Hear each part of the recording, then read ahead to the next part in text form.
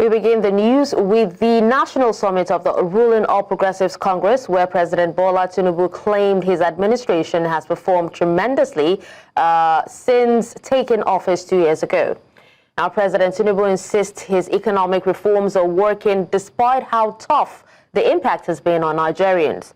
He pointed out at the removal of fuel subsidy as one of the achievements of his administration so far, noting that the decision is irreversible and that the funds have now been channeled towards infrastructure projects, health, and education. He added that he is committed to his promise of taking Nigerians out of poverty regardless of the obstacles. The president also dismissed concerns about Nigeria becoming a one-party state, emphasizing that political changes result from free choice and not coercion. He noted that the Constitution guarantees the right to join any party. It's one party ruling and driving the aspiration of Nigerians.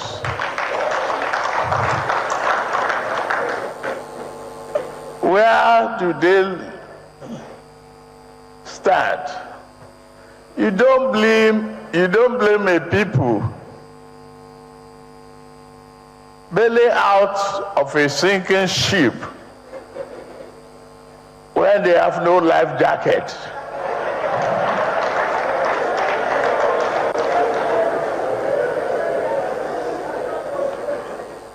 I'm glad of what we have, and I'm expecting more to come. Similarly, the All Progressives Congress has endorsed President Bola Tinubu as the party's sole candidate for the 2027 presidential election. Now, APC National Chairman Abdullahi Ganduje announced this on Thursday during the party's National Summit in Abuja. The event was to celebrate the president's second anniversary in office, allowing members of the cabinet to showcase their achievements. Tinubu's policies, including the removal of fuel subsidy and the floating of the naira, the nation's currency, has been criticized for hurting Nigerians. The APC stalwarts at the event said the president has done well and deserves a second and last term in office. The endorsement came as a divided opposition struggles to challenge the ruling party. High-profile members of the opposition, including a governor, members of the National Assembly, among others, have defected to the APC. However, at the event, Tinubu described the defections as part of the game and thanked the APC for endorsing him for a second term in office. Tax reform bills. Because of the reforms, our country now attracts greater foreign direct investment that will ultimately create jobs and produce much needed goods and services that will significantly improve the standard of living of our people. Implementing these reforms, we invariably offer the offended powerful elites. I can tell you at this junction, at that particular time, I got addicted to reading all the criticism and watching more televisions to see their comments. Those selfish elites today must salute the courage of every one of you. Now, for more of President Tinubu's appraisal of his government and the consequent endorsement as the sole presidential candidate for the APC in 2027 elections, I'm joined by Professor Ken Nweke. Professor Ken joins me from Uyo, the Akwa Ibom state capital. Thank you so much for joining me on the news, Prof. Thank you, and good afternoon. Good afternoon. Now, Professor, what is your personal assessment of President Tinubu's government in the last 2 years?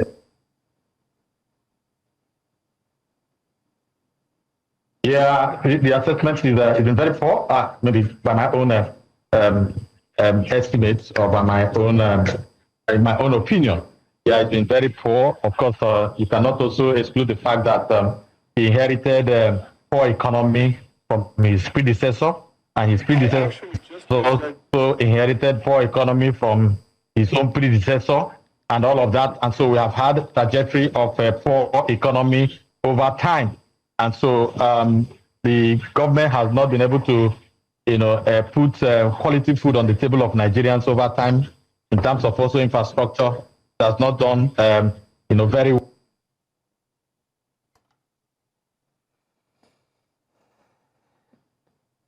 All right. Well, we seem to have lost Professor Onweke. We'll try to reconnect. But then let's move on, and let's also tell you that President Bola Tinubu has sworn in the board and management of the Nigerian National Petroleum Company Limited, that's the NNPCL, 7 weeks after their appointment on April the 2nd. Now, the board's non-executive chairman, Ahmed Kida, and NNPCL's Group Chief Executive Officer, Bashir Ojulari, were sworn in at a brief ceremony held at the State House on Thursday afternoon, moments before the president attended National Summit of the All Progressives Congress at the State House Banquet Hall. The 11-member board includes Adedapo Shegun and Bello Rabiu, representing the Northwest, Yusuf Usman, representing the Northeast, and Babs Omotowa, a former managing director of the Nigerian Liquefied Natural Gas, representing the North Central. Also on the board are Austin Avuru, non-executive director for the South-South, David Ige, representing the Southwest, and Henry Obi, representing the Southeast. The board is diverse. What excites me in the board is people who have private sector, real life private sector experience, people who have experience working in NNPC, which means we have institutional memories of where things can be improved. And we also have representatives from the Ministry of Petroleum and Ministry of Finance that allow us to ensure that we stay aligned with the national agenda at a detailed level of execution. So I feel very privileged to have such a board. And together with my management team, I'm confident that we will achieve the aspiration of Nigerians and the expectations from this God-given wealth.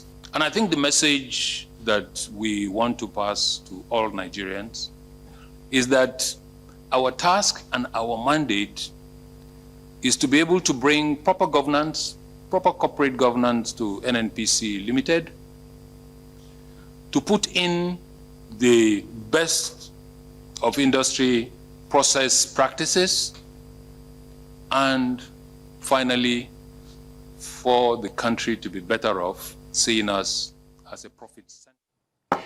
The Nigerian government has been let off the hook on the $11 billion investment scam involving Process and Industrial Development Limited after a UK court ruled in her favor.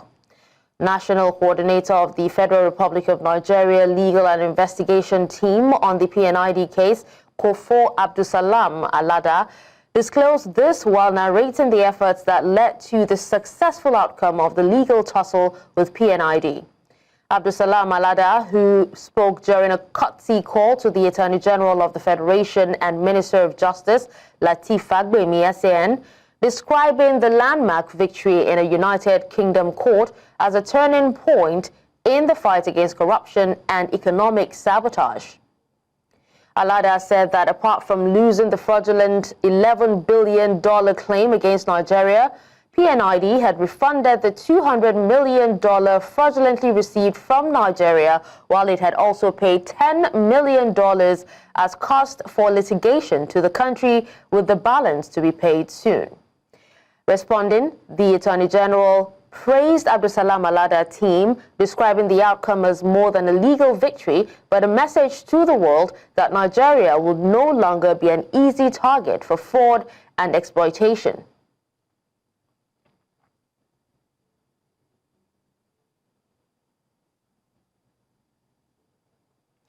All right, now we're going back to the live Professor Nweke, where we're talking about the president and his plans to come back in 2027. Thank you for reconnecting, Professor Nweke. Thank you. Yeah, so I was saying that the government has not done well over the last 2 years. Yeah, but like I said, that because he inherited poor economy and every other thing from the previous government. And of course, they're still struggling, to put quality food on the table of Nigerians, including infrastructure and turning around the economy. But in a few weeks, in the last few weeks, the number of statistical indications that demonstrate that the economy is gradually peaking. But when these statistics does not or do not, translate into the quality of food that Nigerians have, or in terms of infrastructure, then you have a problem with the statistics. Okay. Now, I know you did say that, he has not done really well, but what about his economic reforms, such as the removal of fuel subsidies? How have that one fared for Nigeria and Nigerians? Do you agree with the claim that these particular reforms have actually led to a long-term economic growth, considering immediate inflationary pressures and the increased cost of living? Yeah, I agree. The best that he did for us was to remove fuel subsidy, even if it became so hard for Nigerians that first day. It was a bold attempt. It was, like a proverbial chase fly perching on the scrotum. And so he kill it, something happens, he leave it, it sucks you to dry. And so, but he must take certain decisions, and that decision of removing fuel subsidy, even if, the manner in which he did it was wrong, but he would have gradually done it. But there couldn't have been a better time to have done it than when he did it. And so, in the long run, I think that all of these things will yield dividends for the country. But a number of things need to be done to alleviate the sufferings of Nigerians. Unemployment keep rising, inflation keep rising. I'm not seeing any possibility of increasing the quality of living for Nigerians in the next 2 years of his administration, so far. But yes, I agree that the government is taking certain steps in order to address some of these challenges. And you can't even bring any Jesus Christ today, that can turn around the economy of Nigeria, but there must be very decisive steps by the government, not just at the center, but at the various periphery, including the states and the local governments. So when these ones do not support the efforts of the central government, of course, nothing will work as we do expect. All right, so now let's quickly talk politics. President Tinubu has dismissed allegations of, his party steering Nigeria towards a one-party system, looking at the state of migration to the APC. Are you concerned that the country might or may eventually drift to a one-party system with the current, influx or gale of defection? Yeah, going into one-party state. Of course, when people are drifting, they are drifting because of hunger. They are drifting because of their attitudes. They are drifting because they are Nigerians who will never get satisfied. They are just jumping from one end to another without ideology, without a clear-cut objectives of what they want to achieve and all that. So those things don't bother me, because I know that as they are drifting, moving, like a ship, without shepherd, definitely it is because of hunger. And so when you have nothing to offer to Nigerians, of course, we're jumping from one place to another. So I don't take them serious as far as I'm concerned. So, but for me, what do you do? If the party is harvesting a number of people coming in to join them, would you stop them? No. And so that's what the president and his party, are busy doing and all that. And so they're enjoying it. And so I'm not blaming Nigerians who are jumping from one place to another. I'm also going to blame Nigerians in 2027 who will be likely cajoled into supporting some of these ones. I know that definitely there must be, opposition, formidable opposition, because as they are also jumping, people are also regrouping, in order to also make it very, very difficult for anybody to think that the one-party state is the way to go in Nigeria. There can never be one-party state in Nigeria. I assure you of that. Can never be. There will be very formidable opposition in 2027, and that's what a democracy offers, and that's the beauty of democracy. And so let nobody entertain any fear about it. But so if you were also in the shoes of President Tinubu and his party, what will you do? you will be enjoying it's a glamour. It's something that you want to enjoy. And so you don't blame them. And so for me, you know, I'm going to only blame Nigerians who be registered, registered voters who may be cajoled by much more monies that they want to offer them on the day of election. Or even during the campaigns, they wear T-shirts and then jump on top of trailers and be dancing on campaign grounds and all that. And so those are the people that I'm going to blame. But otherwise, I'm seeing a possibility of also more formidable force in the form of opposition, you know, to wrestle power from the ruling party. So that is, for me, is something that we must encourage as a country, even if they lose. But we must not give them, you know, that way of thinking that one party state is the way to go. That cannot be. And I'm very, very sure. I'll give it to you. Mark my word. All right. Absolutely. Thank you so much, Professor Onweke, for your time and for speaking on this. Thank you for staying with us. Senator Natasha Akpoti-Oduaghan is in the news again. Now, this time, the federal government is dragging her to court over alleged defamatory comments she made during a live television broadcast. The suit was filed before a federal capital territory high court on May 16, 2025, with Akpoti-Oduaghan as the sole defendant. Now, the government is accusing the senator of making imputation, knowing or having reason to believe that such imputation will harm the reputation of a person, citing Section 391 of the Penal Code. The offense is punishable under Section 392 of the same law. Now, the list of witnesses shows that Godswill Akpabio, Senate President, and Yahaya Bello, former governor of Kogi State, will testify during the trial.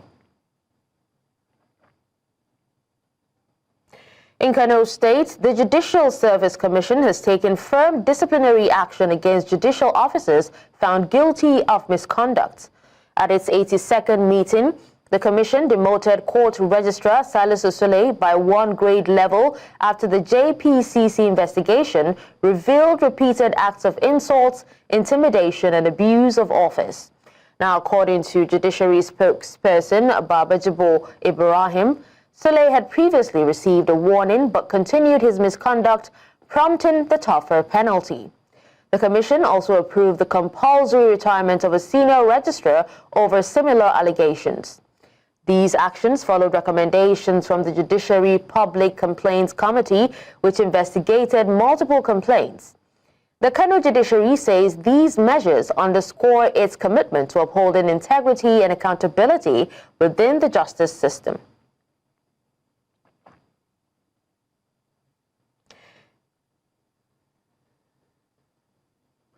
The House of Representatives has tasked security agencies to urgently deploy special forces to address the rising incidents of attacks and abductions across various communities bordering Kano and Katsina states.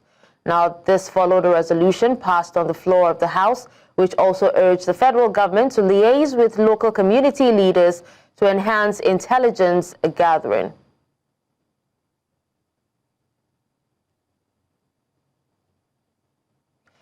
The National Assembly has received a letter from President Bola Ahmed Tinubu forwarding the 2025 Appropriation Bill of Rivers State for consideration and passage. Now, this follows the suspension of the Rivers State House of Assembly and the declaration of emergency rule in the state, which was formally gazetted in March 2025. According to the President's letter, read on both chambers by the Senate President and Speaker of the House of Representatives, the total budget estimate for Rivers State stands at 1.48 trillion naira. A breakdown of the budget shows 324 billion naira for infrastructure, 166 billion naira for health, with another 5 billion naira for free malaria drugs. Now, the sum of 75.6 billion naira is earmarked for education, while 31.4 billion naira is set aside for agricultural projects. The government says it is looking to create 6,000 jobs. With the state legislature suspended, the National Assembly is constitutionally empowered to act in its place during the emergency period. Both chambers, however, referred the budget proposal to its ad hoc committees oversighting the Rivers Emergency Rule for further legislative work. Forwarding of Rivers State Government 2025 Appropriation Bill for consideration by the National Assembly. Further to the nullification of the 2025 budget of Rivers State by the Supreme Court of Nigeria, please find forwarded herewith the 2025 Appropriation Bill for Rivers State for consideration of the Senate. The distinguished Senate may wish to recall that Rivers State is currently under emergency rule, which was proclaimed and duly gazetted in March 2025. Regulation 4, subsection 2F of the Emergency Rule 2025 requires authorization for expenditure from the Consolidated Revenue Fund of Rivers State for its activities. In the absence of the State Assembly, it is expected that the National Assembly acts on that behalf. The appropriation bill for the year 2025 is in the total sum of 1,481 billion, wherein the sum of 324 billion is for infrastructure, both ongoing and new projects. The sum of 166 billion is for health sector, including 5 billion for free drugs for treatment of malaria and other common ailments. The sum of 75.6 billion is proposed for education sector, and the sum of 31.4 billion for agriculture projects. The spending plan priorities investment in critical sectors of the state, such as infrastructure, health, including free drugs for malaria and other common ailments, education, and also agriculture, which is projected to generate approximately 6,000 jobs. Accordingly, I hereby forward the Rivers State Government. Meanwhile, the Senate has expressed concern over the resurgence of Boko Haram activities in parts of Adamawa State and the northeast region, prompting urgent calls for enhanced security intervention. Now, this follows a motion by the senator representing Adamawa Central, Aminu Abbas, over renewed attacks by the terrorists in Gumbo and Hong local government areas within his senatorial district. News Central's National Assembly correspondent brings details from Wednesday's plenary. The motion, sponsored by Senator Aminu Abbas and co-sponsored by lawmakers from the Northeast, highlighted recent attacks in Hong and Gumbo local government areas that claimed over 40 lives and destroyed valuable properties. He called for the immediate deployment of troops and the establishment of a permanent military base in the area to counter the renewed threat. The Senate should urge for the establishment of military base in Hong local government area. If no proactive action taken, the Boko Haram insurgency is capable of spreading to wider communities in the north and beyond. Lawmakers contributing to the motion attributed the resurgence to overstretched military resources, with most deployments currently focused on combating banditry in the northwest region. The Nigerian military is overstretched, and most of the equipment and personnel were redeployed to the northwest, where we have the problem of banditry and what have you.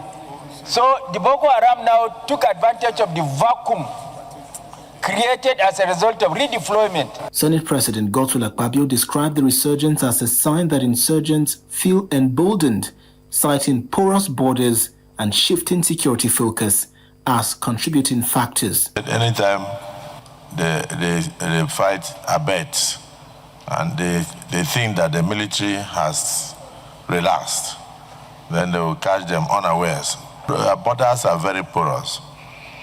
So even when they escape from Nigeria, because some of them are not from Nigeria, they still find their way in at any time and crossing to attack our people. The Senate adopted the motion's prayers, including the call to establish a military base in Hong local government area, and directed the National Emergency Management Agency to provide relief materials to victims of the attacks.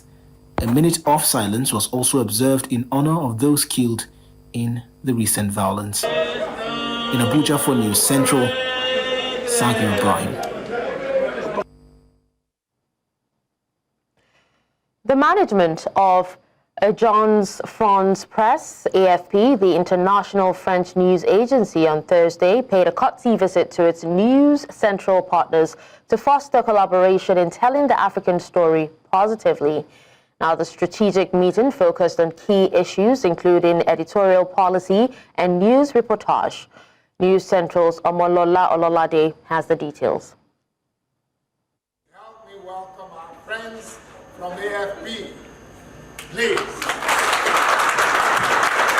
The collaboration between Africa's foremost TV station, News Central, and an international news agency, Agence France-Presse, AFP, is being strengthened as the management of AFP paid a courtesy visit to the leadership of News Central to discuss ways of improving editorial policies, positive coverage of the continent with a focus on developmental journalism in Africa. Even the local station. The management of News Central believes there are benefits of having a working relationship with an international news agency such as AFP, with special focus on reporting the African story from an African perspective, while becoming more digitally inclined across its digital output and trainings. The ambition actually is to beat every media outlet that is anywhere around the world in the coverage of Africa, but we know we don't have the financial power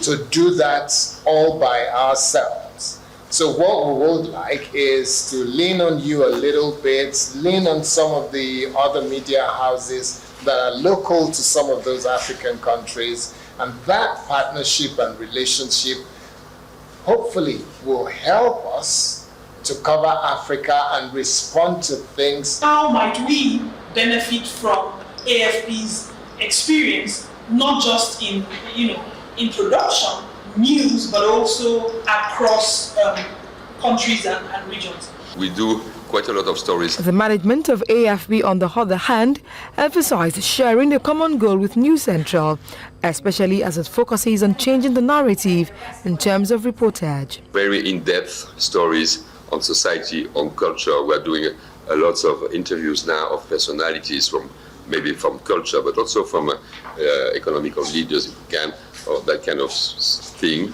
to have a more diverse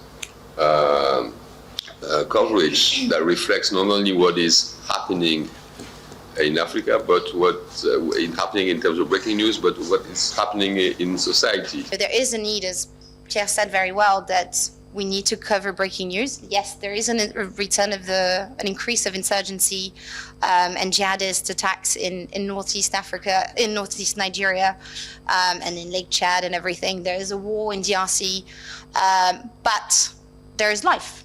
There is development. There is innovation. Everything is being created in Africa right now. This is the reason why I'm staying in Nigeria, because I do think that it is the hub of creativity in the continent.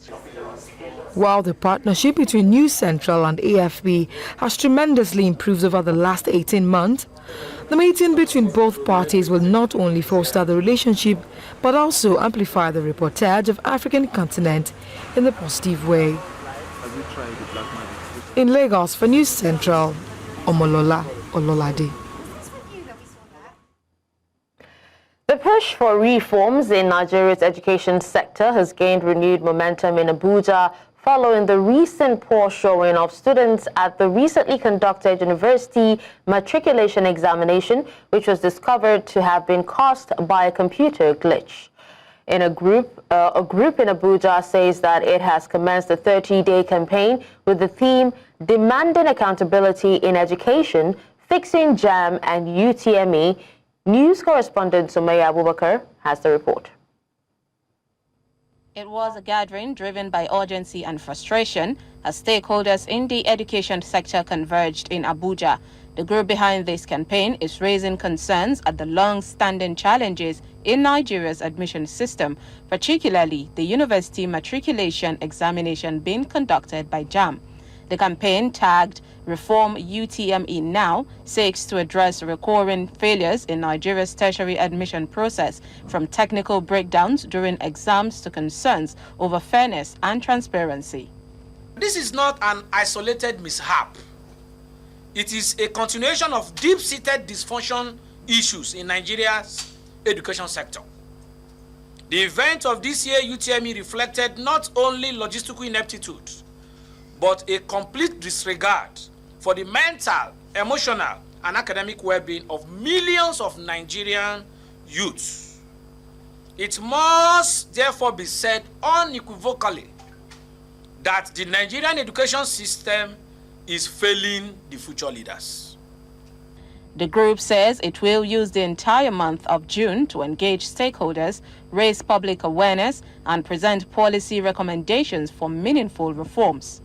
JAMB must transform from a revenue-generating agency that declares profits, like FRS used to do, custom used to do. They are not meant to be that. To a credible exam board.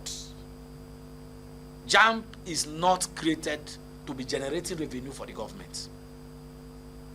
The Nigerian child deserves better. Let this moment spark reform, not regrets.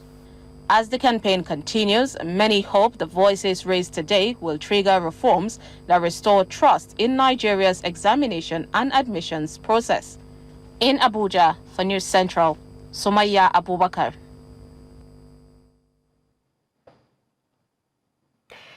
President of the Nigeria Labour Congress, Joe Ajaero, is pointing fingers at agents of the federal government for fueling the leadership crisis within the Labour Party. Now, this comes as a factional National Executive Council meeting convened in Abuja to address the ongoing internal rift. Our correspondent, Joshua Marai, was at the meeting and filed this report. The factional National Executive Council meeting of the Labour Party held amid ongoing internal wrangling. Members of the party's Board of Trustees, the Caretaker Committee Chairman, the President of the Nigerian Labour Congress, and other observers were all in attendance. The Caretaker Committee Chairman, Nenadi Usman, emphasized that the meeting was convened by the Board of Trustees to intervene in the prolonged leadership crisis threatening the unity of the party. When they noticed in their wisdom that we were having some issues, even after the Supreme Court had given verdict in our favor, they thought it wise to organize today's meeting. Representing the party's 2023 presidential candidate, Peter Obi, a delegate at the meeting, called on the Independent National Electoral Commission to maintain its independence and uphold the Supreme Court's ruling in the party's leadership dispute. We think that the Supreme Court judgment have come, and it come the right time, and INEC, as soon as they meet within their commission, they should look at the decision in a way that will reflect the true position of the law, that will reflect the true position of reality. Meanwhile, the president of the Nigerian Labour Congress accused agents of the federal government of fueling the crisis within the party. All agencies of government are involved in this destabilization plot. Tell them, whether you understand it clearly, and tell them that they should remove their hands in the organization of the Workers' Party.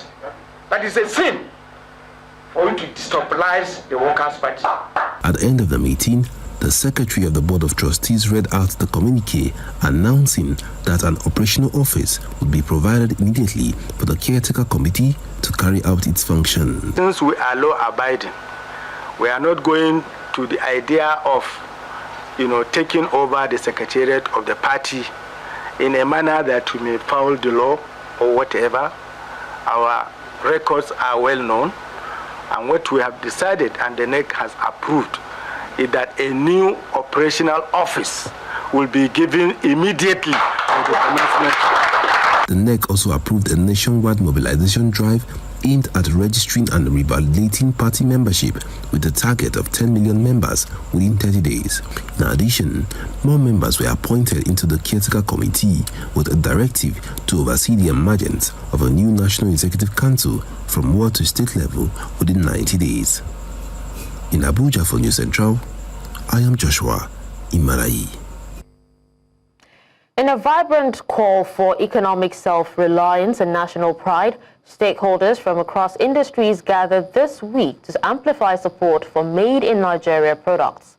At a strategic stakeholders forum, government officials, entrepreneurs, investors, creatives, and development partners converged on Lagos to explore how to scale small and medium enterprises and make local brands competitive globally.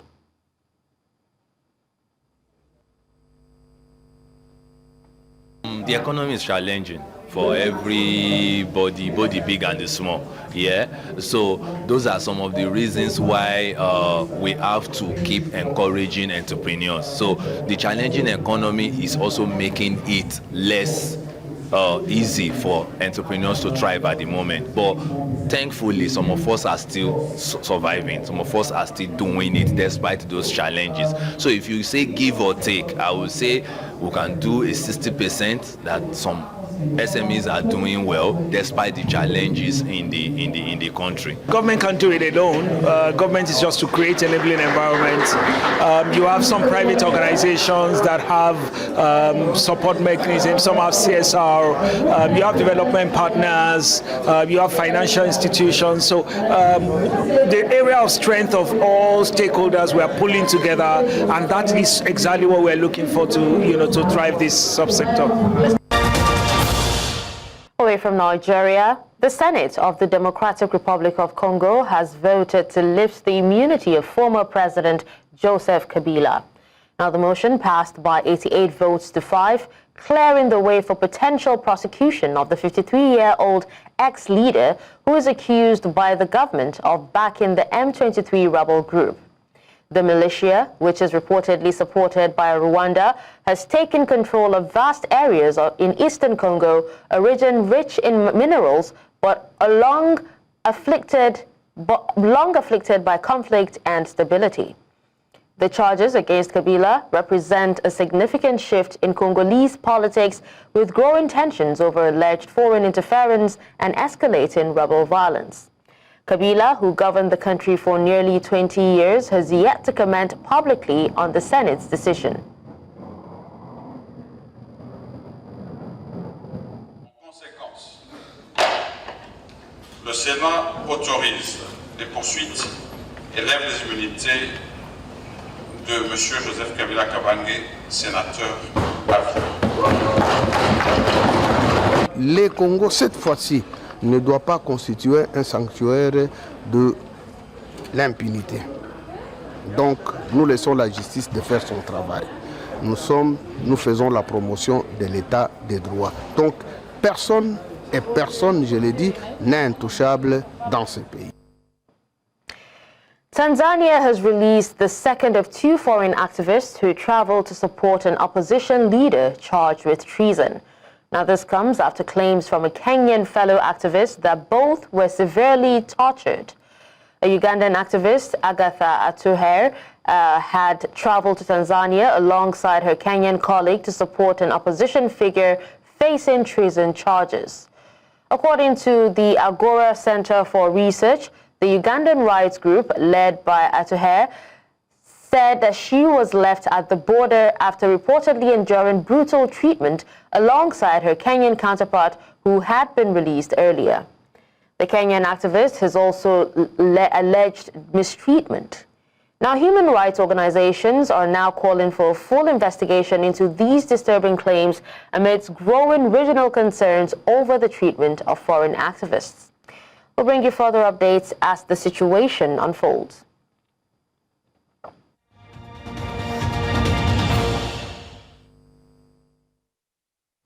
In other news from around the world, tensions between Beijing and Washington are escalating following the United States' decision to revoke Harvard University's authorization to enroll foreign students, a move that directly affects many Chinese nationals.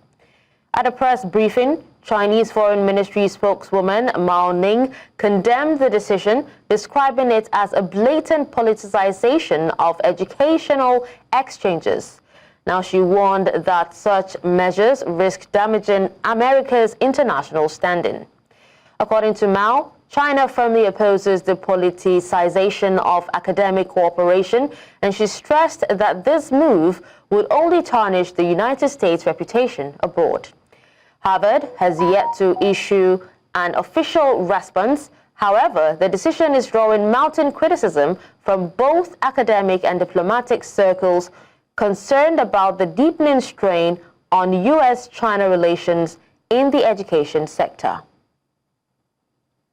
这方面肯定还是会有的，对。但是就是很多的同学，他对于这个事情，他除了悲观之外，好像也发现没有什么特别好的办法。美国总统他是一个没有问题，先制造问题的一个人，所以我觉得他这个政策又像关税一样吧，最后实施下去，实施不下去还是个问题。中美教育合作是互利的，中方一贯反对将教育合作政治化。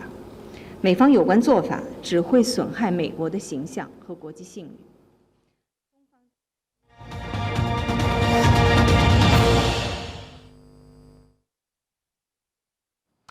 In the world of sports, in a major upset at the 22nd National Sports Festival, Edo State's Osarin Godwin dethroned Olympic cyclist Ese Ukpeseraye in the women's 200 meters sprint final.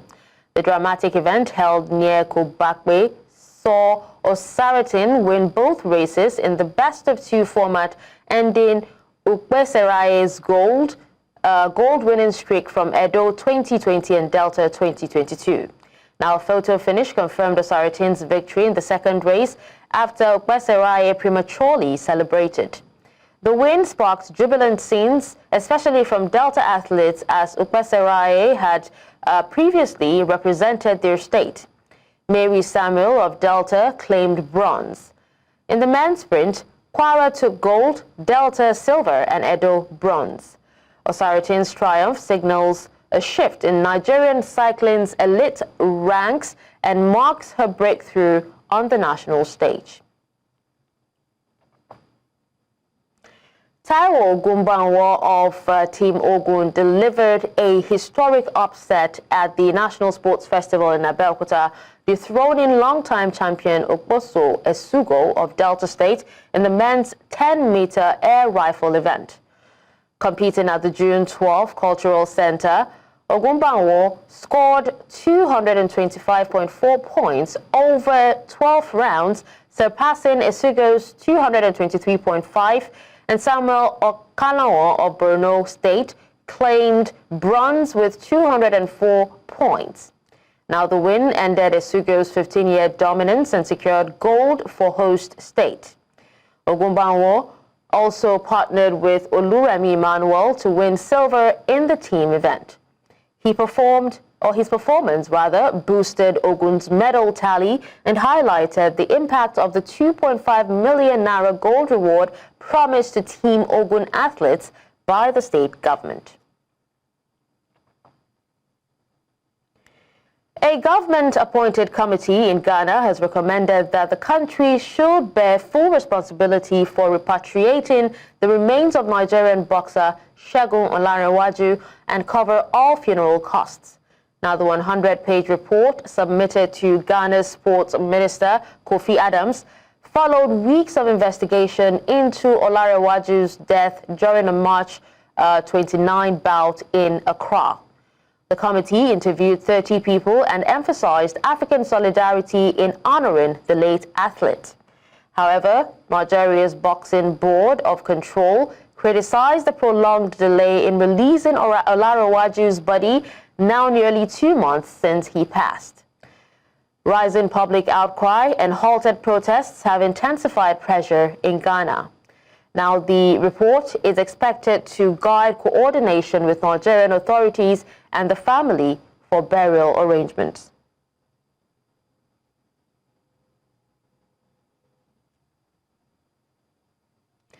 That's all at this hour, but before we go, let's take another look at some of our major stories.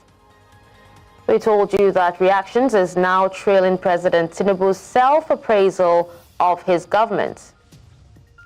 We also told you that Nigeria finally escapes $11 billion fraudulent stronghold of PNID over purported failed gas processing deal. Finally, you heard that DR Congo Senate stripped former President Joseph Kabila of his immunity, paving the way for his prosecution. Remember, you may send your eyewitness report to the WhatsApp number on the screen. Do follow us on social media. We are at News Central TV. You can watch News Central live on DSTV channel 422, GoTV channel 23, Star Times channel 274, Avo TV, and YouTube. Many thanks for watching. I'm Darshan Usman.